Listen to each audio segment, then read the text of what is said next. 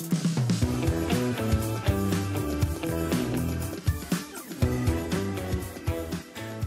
année! Fire of the Holy Ghost! Bonne année à tous! C'est une nouvelle année 2025! Yes. Alléluia, une belle année en perspective. Est-ce que vous êtes heureuse? Oui, très heureuse. 2025 est enfin arrivé à nos portes. C'est une belle année 2025. C'est un bon chiffre. Ouais, je suis d'accord. J'ai toujours préféré les chiffres impairs aux chiffres pairs, d'ailleurs. On va savoir pourquoi, mais voilà. Donc cette année, c'est une bonne année. C'est une bonne année parce que c'est impair. Est-ce que tu as un chant pour nous, Frank? Non? Tantôt. Ah, tantôt. Faut que ça monte. Faut que ça monte.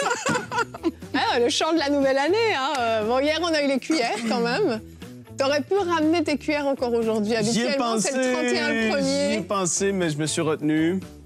Bon, on est un peu déçus, mais c'est pas grave. C'est pas grave.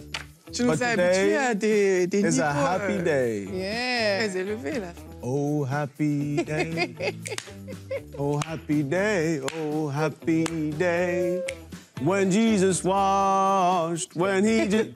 Non, je sais plus la suite. Moi, je connais pas. Ah! Je peux pas y Tu dire. connais pas? Je connais When le Jesus chant, mais je washed connais pas les all paroles. my sins away. Oh, merci, ouais, Oh, ça, je savais pas yeah. la suite. Oh, happy day. C'est un jour joyeux. Amen. Et on se réjouit de commencer cette année avec tous nos amis. Amen, amen. Et on commence cette année, pour une fois, on va se centrer un peu sur nous. On va voir comment c'est important d'investir en nous en 2025. On veut devenir de meilleures personnes, de meilleures versions de nous-mêmes, j'aime le dire comme ça. Et on veut progresser cette année. Ouais. Alors, ayons le cœur ouvert et laissons le Seigneur nous parler aujourd'hui, mais aussi tout au long de cette année. Et Frank, tu feras une rubrique Conseil du coach. Tu nous diras comment bannir l'inquiétude. La paix, c'est ça, Frank? Voilà.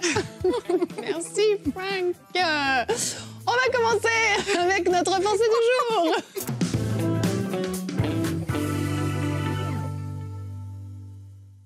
Et oui, comme Yveline l'a dit, les gens qui vous entourent ont besoin que vous soyez une bonne version, la meilleure version de vous-même. Ne prenons pas les gens qui nous entourent pour acquis, même si vous pourvoyez à leurs besoins, même si vous êtes très compétent, on a besoin, votre femme, vos enfants, vos amis ont besoin que vous soyez cette bonne personne, cette meilleure personne qui va tout simplement manifester les fruits de l'esprit. En fait, la Bible nous dit que sans amour, on n'est rien. Et l'amour, ça fait partie des fruits de l'esprit.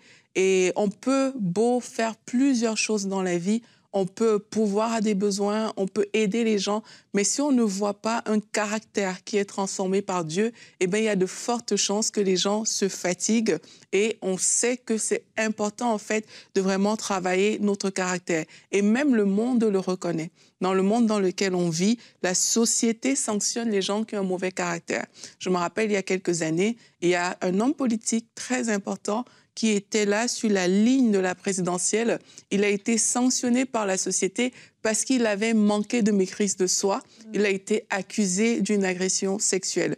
Et on peut voir ça comme ça, on dit « wow, c'est quelque chose de gros, etc. » Pour lui, ça semble peut-être gros, mais la société va sanctionner même ces petites choses, ce petit caractère, ce mauvais caractère qu'on a parfois. On se dit « OK, ça peut passer, etc. » Sachant que même la société sanctionne ce genre de choses. La Bible nous dit, dans Ecclésiaste 9 au verset 1, ça c'est un verset, moi, qui m'interpelle beaucoup. Hein. Il dit « J'ai encore observé sous le soleil que ce ne sont pas les plus agiles qui gagnent la course, ni les plus forts qui remportent la victoire au combat. » Ça veut dire quoi? Ça veut dire que tu peux avoir un don, tu peux être très compétent, tu peux même être le meilleur dans ce que tu fais, mais ce n'est pas suffisant. Le don va te donner peut-être de l'impact, mais c'est le caractère qui va te donner la longévité dans ce que tu fais. Et c'est important, en fait, de le comprendre. Les gens vont tellement vite oublier ton potentiel si ton caractère est pourri. Et ça, ce n'est pas que dans le travail. Même si c'est plus évident dans le travail, ce n'est pas que dans ce domaine, parce que même dans votre famille, il y a parfois des parents qui ont un caractère qui est pourri et les enfants attendent juste d'avoir 18 ans pour partir de cette maison-là. Ça existe aussi de voir des choses comme ça. Parfois, vous avez des gens, des amis qui étaient là, des personnes qui vous aiment, mais qui vont vous fuir. Pourquoi? Parce que tout le temps, tu es peut-être la personne qui plombe l'ambiance. Tout le temps, tu es toujours la personne qui est là à te plaindre, à manifester vraiment un mauvais caractère. Donc, même si les gens vous aiment, même si vous êtes ultra compétent, ce n'est pas suffisant à ce niveau-là. Rappelez-vous, la course n'appartient pas aux plus agiles.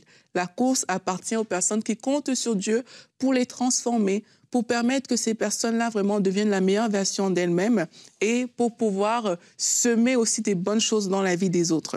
Proverbe 22, verset 1 nous dit « La réputation est préférable à de grandes richesses et la grâce vaut mieux que l'argent et de l'or. » Donc aujourd'hui, vous pouvez décider de vraiment embellir votre réputation par un bon caractère. Et on connaît, c'est quoi un bon caractère? C'est de manifester les fruits de l'esprit, comme on va voir dans cette discussion. Mais embellissez votre réputation aujourd'hui. Choisissez de ne pas juste vous contenter de vos acquis, ne vous contentez pas juste d'être peut-être un pourvoyeur pour votre famille, ne vous contentez pas juste de votre talent, mais aussi transformer votre caractère pour devenir cette meilleure version de vous-même. Merci Aurélie. Je pense que c'est vraiment la meilleure résolution, l'une des meilleures résolutions qu'on peut prendre en 2025, de se dire je vais travailler sur mon caractère, je vais travailler sur moi-même, je vais prendre des décisions qui vont impacter ma personne en profondeur.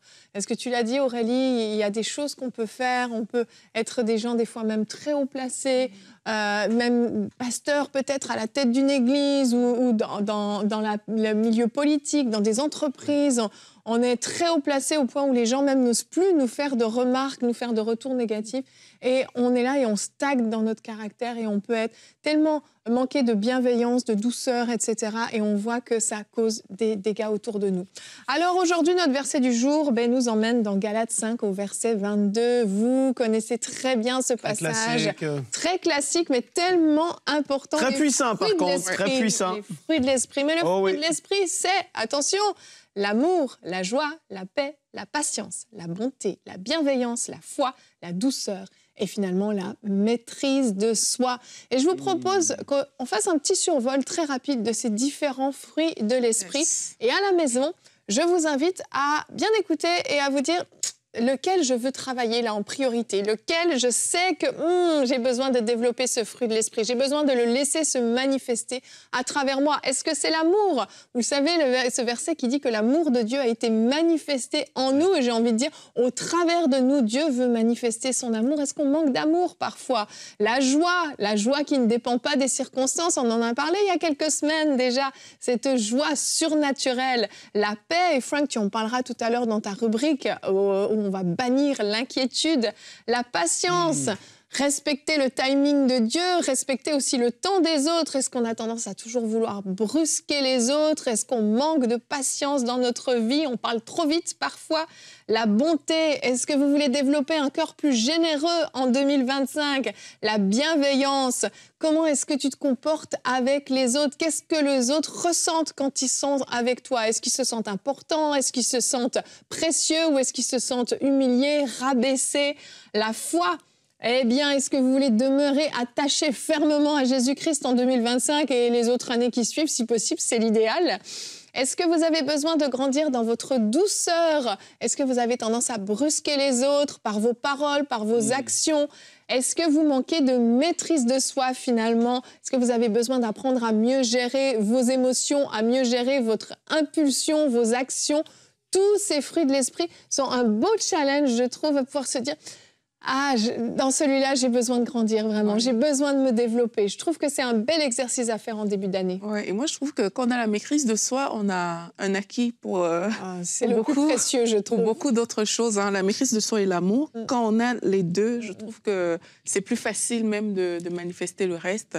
Et lorsqu'on est en train de parler comme ça, comme tu as dit, c'est important de s'analyser, en fait, et de dire vraiment à quel niveau est-ce que moi, je reconnais que là, je ne manifeste pas du tout le fruit de l'esprit. Et quand on va s'analyser comme ça, ce qu'on peut faire pour aider à grandir, ben, c'est de commencer à méditer par rapport à ça. Méditer par rapport à ce fruit de l'esprit-là. Si vous sentez que, OK, moi, je suis quelqu'un de très colérique, commence à méditer par rapport au contraire de la colère. C'est quoi, Evelyne? La douceur. Voilà, par exemple. Un esprit paisible. C'est ça. Commence à méditer sur la douceur et tu vas voir que dès l'instant où la colère va vouloir se manifester, ça va confronter cette parole-là que tu as médité dans ton cœur et ça va t'empêcher quelque part de juste te livrer à la colère. Entoure-toi aussi des personnes qui sont douces. Tu vois, qui sont des personnes douces autour de toi et tu vas voir que leur façon d'être va comment t'impacter. Oui, il y aura un effet positif sur toi. Donc ça, c'est des choses qui peuvent aider. Et aussi peut-être les parents, ça c'est quelque chose que vous pouvez faire si vous voulez vraiment savoir qui vous êtes et comment les autres vous voient. Demandez à vos enfants, est-ce que tu peux me parler de papa ou est-ce que tu peux me parler de maman? Et puis laissez-les parler, surtout, ne les empêchez pas de parler, ne leur coupez pas la parole. Et quand ton fils ou ta fille va te dire, maman, parfois tu cries beaucoup, tu vois, là il faut se dire, ok, ça veut dire que j'ai peut-être besoin d'avoir cette douceur-là pour mes enfants, etc. Et c'est c'est un bon exercice pour le début d'année, hein, de faire ça. Vraiment. Frank, non? Non, Frank, Frank, il garde tout pour sa rubrique. C'est la paix, c'est peace. Je suis dans la maîtrise de soi. Mais je vais rebondir sur ce que tu as dit, Aurélie, par rapport à la maîtrise de soi. Parce que je crois que quand on est capable de développer la maîtrise de soi, finalement, en fait, les autres fruits vont souvent découler. Parce qu'on peut avoir le réflexe de s'inquiéter au lieu de manifester la paix. On peut avoir le réflexe de la colère au lieu de la douceur. On peut avoir... En fait, la maîtrise de soi vient faire qu'on va s'arrêter avant d'agir, on va s'arrêter avant de parler. Et des fois, spontanément, on a des choses qui sortent de nous. Puis on regrette après, on se dit « Ah, j'aurais pas dû dire ça. Pourquoi j'ai pas verrouillé ma bouche ?» Mais c'est bien de se dire ça. C'est bien de se reprendre puis de se dire « La prochaine fois, je vais faire plus attention. Je vais apprendre, comme nos parents nous disaient, tourner 7 fois notre langue dans notre bouche avant de parler. » Tu sais que littéralement, il faut le faire. Hein. C'est compliqué. Rachel Dufour m'a donné cet exercice, je te dis la vérité. Oui. Et puis, littéralement, il disait, quand quelqu'un parle, tu te calmes, tu avales la salive, et puis tu attends. Soit tu comptes 1, 2, 3, 4, 5, 6, 7 dans ta tête. Et puis, vraiment, en faisant ça, tu vas voir que trop la spontanéité, tic-tac, ben, tu l'auras pas, en fait. Et au début, c'est bizarre, parce que quand on te parle... T'as l'air d'avoir un problème, en fait. Comme toi, tout à l'heure. Mais ça marche. Sérieux, ça marche. Au début, c'est vraiment bizarre. C'est comme quelqu'un te parle, toi, t'es dans ta tête et tout. Mais à force de le faire, tu vas voir qu'il y a un recul qui va s'installer naturellement. Et au lieu de répondre du tic au tac, ben, tu vas voir que tu prends le temps de réfléchir. Là où avant, tu ne réfléchissais pas, maintenant, quand quelqu'un parle, tu es en train de réfléchir, en fait, plutôt que de balancer des choses comme ça. Et ça marche. La maîtrise de soi, c'est dans les excès aussi, les filles, à toutes sortes. Séries, réseaux, nourriture, tout. Oui, ça, c'est vrai. Ça s'arrête là. Pour cette portion de cette discussion me concernant. Moi, j'aime beaucoup les chances qu'on a en ce 1er janvier. Belle communion. J'ai bien pris que le reste de l'année ne soit pas ici. C'est un magnifique thème. Et ça démontre la maturité spirituelle d'une personne. Exactement. Exactement. Et ça, c'est hyper... C'est important ce que tu dis. Parce que justement, on veut être des fois plus spirituel. On veut, tu sais, je veux connaître la parole. Tu pries 8 heures par jour, mais t'exploses de colère tout le temps et t'as aucune maîtrise de soi et Non, je suis désolé, ça marche pas comme ça, en fait. Donc, c'est un reflet de ce qui se passe vraiment à l'intérieur, ce qui va se manifester, ce qui va sortir. Donc, de grandir dans ce domaine-là, j'ai dit en riant tout à l'heure, c'est classique, le verset. Parce qu'on le connaît tellement, mais on y travaille très peu. Exact. Et tu vois des années, il y en a beaucoup parmi vous, parmi nous, on traverse une année où on regarde dans le passé et tu dis que tu n'as pas évolué. Depuis 5 ans, tu es au même endroit. Tu as les mêmes défis, les mêmes combats, les mêmes crises, les mêmes problèmes relationnels, les mêmes problèmes à l'église, les mêmes problèmes familiaux. À un moment donné, il faut se dire qu'il y a quelque chose qui doit être fait. Complètement. Mais sérieusement. Et donc, prier en langue, c'est important et c'est vrai et c'est bon. Mais après, il faut qu'il y ait un travail qui soit intentionnel, dans le sens où, non, je vais dominer ma chair parce que ce passage-là, lui qui précède, c'est marcher par l'esprit et non pas par la chair, parce que ta chair, c'est tout le contraire. Le fruit de la chair, ça va être la colère, ça va être la haine, la honte, l'envie, la cupidité, ça va être toutes les autres choses. Ta chair a faim, et là, à un moment donné, il faut la dominer. Exact. Et quand on dit fruit de l'esprit, c'est d'autant plus spirituel. On le voit, c'est vraiment ce qu'on reçoit, en fait. C'est un cadeau, on l'a en nous. Hein. Je veux juste vous le dire. On parle de travailler sur soi, mais c'est là, c'est laisser manifester, en fait, ces bons fruits qui sont en nous. Parce que, comme Frank le dit, il y a ce combat entre la chair et l'esprit. Mais c'est déjà là. C'est ça qui est merveilleux. C'est que quand on n'a pas le Seigneur, ces choses-là, on ne les a pas en nous. Donc, ça va être par nos efforts. On va forcer, on ne sera pas forcément sincère. Mais ces fruits de l'esprit sont là en nous et on vous encourage à les laisser se manifester. Et certains d'entre vous, c'est l'inquiétude qui vous domine complètement. Et vous avez terminé l'année avec l'inquiétude et vous rentrez dans cette nouvelle année avec ce fardeau, ce joug d'inquiétude sur vous. On va voir comment manifester le fruit de l'esprit, de la paix avec la rubrique Conseil du coach.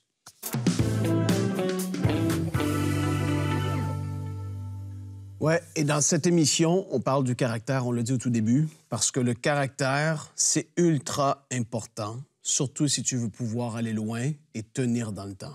Parce qu'il y en a beaucoup qui vont avoir des dons extraordinaires, qui vont avoir une onction qui est magnifique, qui vont avoir des capacités à tous les niveaux, mais qui n'ont pas le caractère qui suit, et ça va devenir une catastrophe tôt ou tard. Et on l'a vu dans les années qui viennent tout juste de passer, des pasteurs de grandes églises, des dirigeants, des gens qui semblaient, etc., mais il y avait des soucis de caractère et ça s'est manifesté d'une façon ou d'une autre. En effet, la maîtrise de soi, finalement, elle n'a pas été là, etc. Et on devient qu'on pense qu'on est quelque part, des fois, hein, je ne dis pas pour tout le monde, mais il y a beaucoup de gens qui se disent à un moment donné, bien, ça fait tellement d'années que je suis dans le Seigneur et je suis un homme, une femme spirituelle, et tu baisses ta garde. Et ton caractère, tu y fais plus attention. Et d'ailleurs, tu grandis pas dans le caractère de Christ, mais dans l'orgueil, parce que tu te crois ci ou ça. Et parenthèse, avant le début de cette rubrique, parce que c'est très important de parler du caractère. Ça ne paraît pas spirituel aux yeux des gens, ce n'est pas spectaculaire, mais ça change tout. Oui. Et pour Dieu, c'est ultra, supra, méga important de travailler son caractère et d'avoir celui qui ressemble au caractère de Christ et d'être cette personne.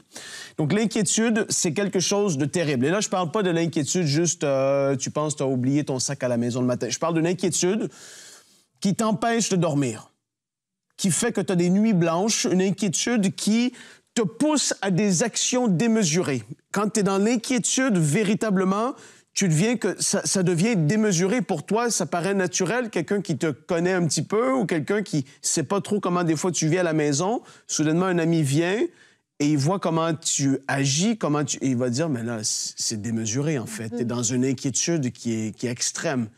Et il ne faut pas tomber dans ce piège de vivre et de penser que c'est normal d'être dans l'inquiétude constamment. C'est quelque chose qui est vraiment terrible parce que ça trouble les pensées. Et cette année, je prie que tu sois dans une paix extraordinaire et vraiment que tu puisses saisir la paix que le Seigneur désire que tu puisses avoir et manifester.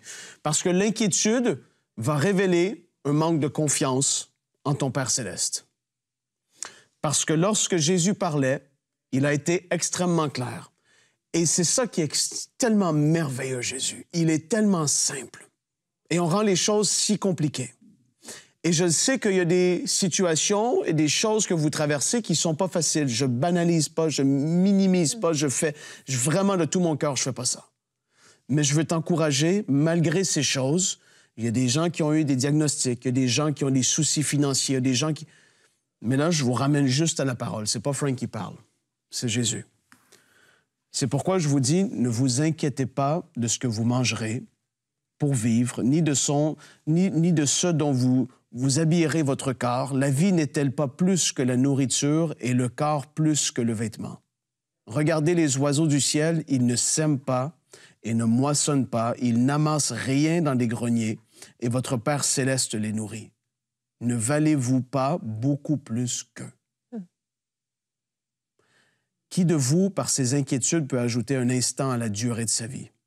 Et pourquoi vous inquiétez-vous au sujet du vêtement? Étudiez comment poussent les plus belles fleurs des champs. Elles ne travaillent pas et ne tissent pas. Cependant, je vous dis que Salomon lui-même, dans toute sa gloire, n'a pas eu d'aussi belle tenue.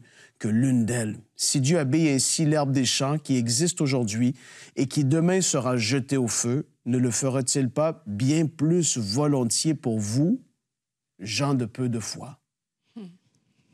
Il souligne le manque de confiance. Et j'utilise le mot confiance pour sortir de la notion spirituelle qu'on attribue toujours à ça, qui est en effet la foi. Manque de foi.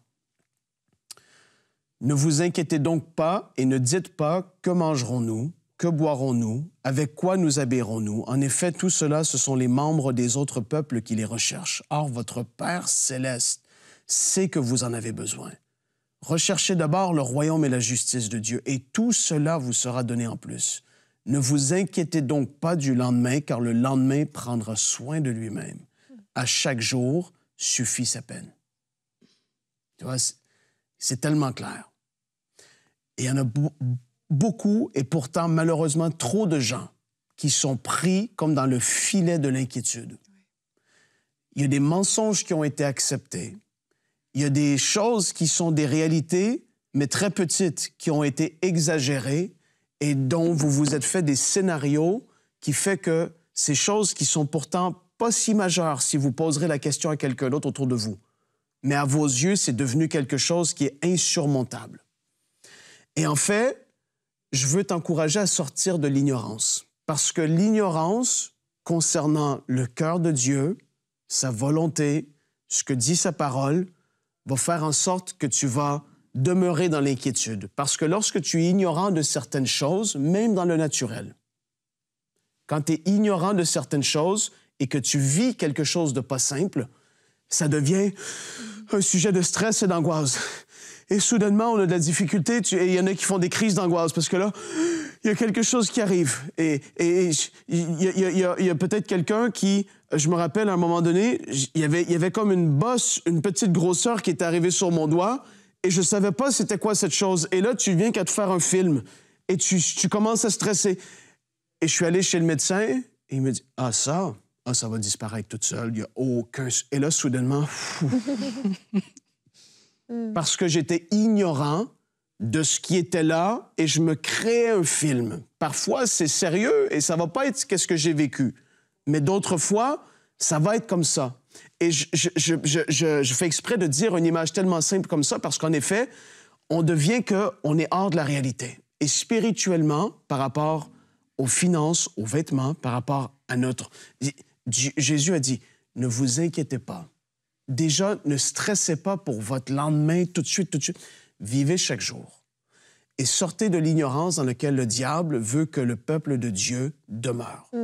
Quand tu connais la volonté de Dieu, tu vas sortir de l'incrédulité concernant les promesses de Dieu, concernant les choses qu'il veut que tu aies, concernant les choses que son désir. Quand tu connais ton Père, la confiance que tu vas avoir en lui va être multipliée d'une façon extraordinaire. La confiance, et je parle pas, on a tous traversé des épreuves. Et on connaît des témoignages, des gens qui ont traversé des choses extrêmement compliquées et qui boostent notre foi, mais qui étaient et qui connaissaient, la clé de ces gens, connaissaient leur Père céleste. Parce que quand tu connais ton Père naturel et tu sais qu'il est bon et qu'il a tout pour pourvoir à tous tes besoins, même si tu es en train de faire ton chemin et tu veux faire par toi-même, il arrive quelque chose, papa va être là. Je sais qu'il va pas... Je vais l'appeler n'importe quand. Mon père, je vais l'appeler n'importe quand. Il va être là. Oh, il va prier pour moi. Il va être là. Il va, autant qu'il le peut, pourvoir. Autant qu'il le peut, m'aider. Il va se déplacer s'il faut, même s'il est à l'autre bout du... Il y a un problème. Mon père, je le connais. Il est bon et il m'aime. Et il veut que je le vois comme ça. C'est son désir. Et ton Père céleste, c'est la même chose. Alors que dans cette année, tu peux sortir, je prie que tu sortes de cet état de stress et d'inquiétude. Parce que qu'est-ce qui va arriver? C'est que l'inquiétude, qui est cette absence de paix, parce que quand tu es dans la paix du Seigneur et que tu te reposes vraiment sur ce qu'il dit et sur sa parole, tu deviens que tu es dans un état de paix que le monde ne connaît pas et que les gens vont dire, mais naturellement, tu devrais paniquer, tu devrais ci ou ça, regarde comment les choses sont autour de nous, regarde. Toi, tu es dans une paix parce que tu sais... Même que tu connais la fin de l'histoire avant même qu'elle arrive. Tu sais que tôt ou tard, au pire des pires, tu vas être dans la présence du Seigneur. Tu sais que tôt ou tard, Jésus va revenir. Et là, je parle des grandes choses, mais même dans les petites choses, tu connais ton Père céleste. Et qu'est-ce qui va arriver? C'est que lorsque l'inquiétude va commencer à être balayée par le fait de connaître davantage ton Père et d'accepter ce que dit sa parole, parce qu'il y en a beaucoup, vous connaissez la parole, mais vous ne l'avez pas forcément accepté et accueilli, et de dire, il a dit ça. Ce qu'il a dit, je peux y faire confiance. Quand on n'est pas dans cette attitude, la peur va venir.